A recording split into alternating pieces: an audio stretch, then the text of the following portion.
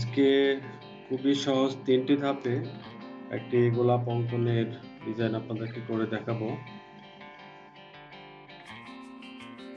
আমরা প্রথম স্টেপটি দেখছি। খেয়াল রাখতে হবে যে প্রথম স্টেপ থেকে দ্বিতীয় স্টেপে অতিরিক্ত যে লাইনগুলো আঁকছি সেটি খেয়াল করলেই আপনি সুন্দরভাবে এই গোলাপ অঙ্কনটি করতে পারবেন।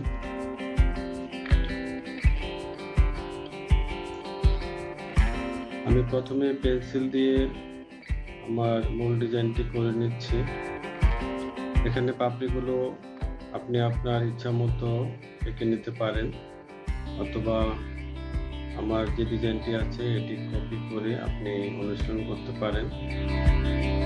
পরবর্তীতে আপনি আরো নতুন নতুন ডিজাইন এভাবে স্টেপের মাধ্যমে সুন্দরভাবে আঁকা শিখতে পারবেন।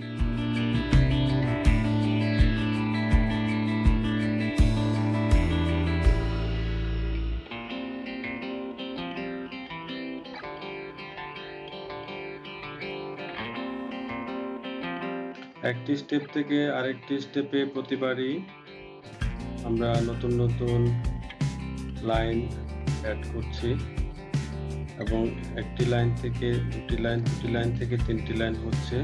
সেভাবে গোলাপ ফুলটি একটি পরিপূর্ণ ফুলের ডিজাইনে পরিণত হচ্ছে।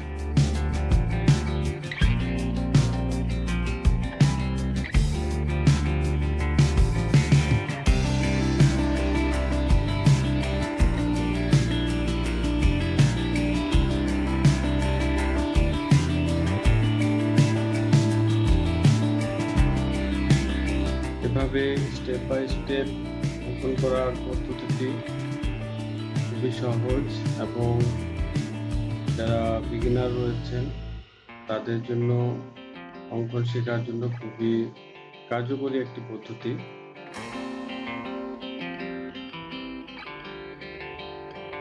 আমি এখানে পাতাগুলো ঠিক গোলাপের পাপড়ির মতো বা পাতার মতো দিচ্ছি না, এখানে যা সাধারণ একটি পাতা এঁকে আপনাদেরকে দেখিয়েছি।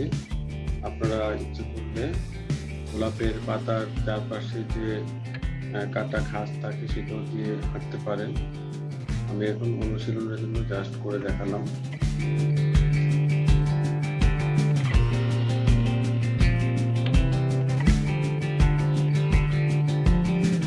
এই ফুলটি আমাদের গোলাপ অঙ্কনের শেষ ধাপ, যেখানে আমরা সবগুলো স্টেপ একত্র করে একটি পরিপূর্ণ ফুল এঁকে নিয়েছি।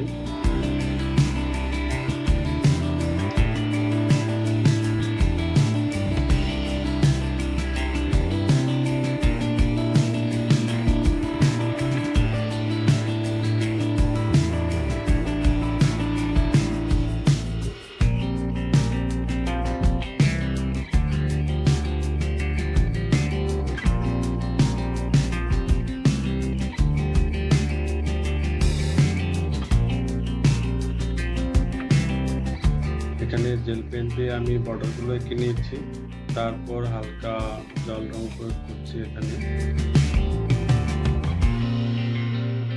এখানে ঠিক আগের মতোই আমি তেমন কোনো শ্যাডো বা গ্রেডিয়েন্ট আনার চেষ্টা করছি না, শুধুমাত্র সাধারণভাবে জল রং প্রয়োগ করলাম। এটি শুকিয়ে যাওয়ার পর সুন্দর ইফেক্ট আসবে। আশা করি আজকের ভিডিওটি আপনাদের ভালো লেগেছে, আর যদি ভিডিওটি ভালো লাগে থাকে আমার চ্যানেলটি সাবস্ক্রাইব করে পাশে থাকবেন এবং আপনাদের মতামত জানাবেন।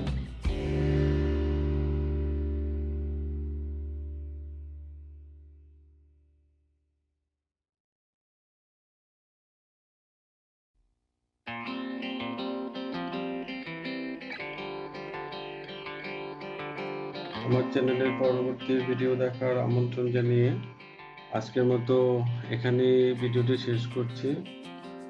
আমার চ্যানেলের সাথে থাকার জন্য অনেক অনেক ধন্যবাদ। সবার জন্য রইল অনেক অনেক শুভকামনা।